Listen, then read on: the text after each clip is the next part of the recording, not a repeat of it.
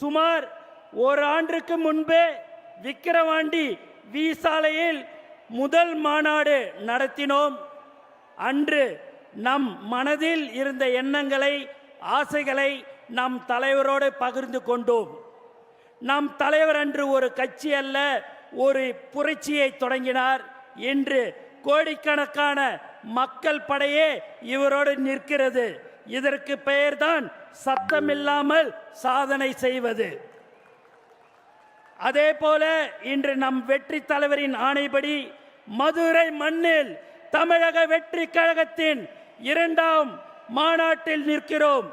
இத்தனை லட்சம் மக்களை பார்க்கும் போதே ஒரே வார்த்தை தான் தோன்றுகிறது: வெற்றி, வெற்றி, வெற்றி. ஆம், இந்த மதுரை மாநாடும் மாபெரும் வெற்றி அடைந்துள்ளது. சில நல்லவர்கள் ஒரு கேள்வி கேட்டார்கள்: வட தமிழ்நாட்டில் கூட்டம் வந்தது, தென் தமிழ்நாட்டில் கூட்டம் வருமா என்றார்கள்.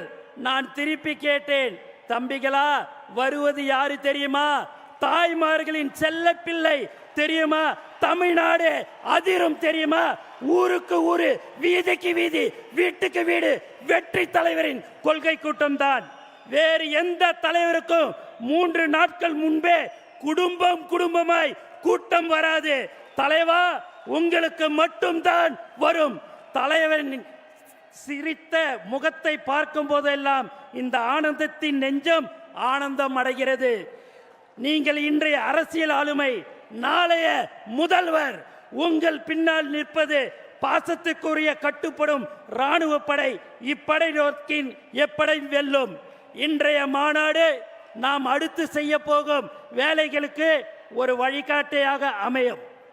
தலைவரின் ஆணைகளை நாம் நிறைவேற்றுவோம். தமிழ் அரசியலில் மாபெரும் சாதனைகளை படைப்போம். நமக்கு தலைவரின் வார்த்தைகளே வேதம், தலைவரின் சொல்லே மந்திரம்.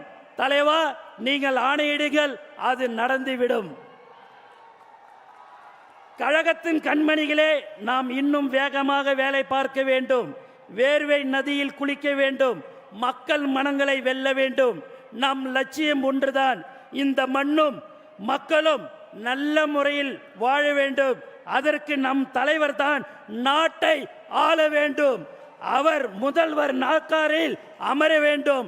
இந்த மாநாடு நம்முடைய எதிர்காலத்திற்கு ஒரு வலுவான அடித்தளத்தை அமைக்கும்.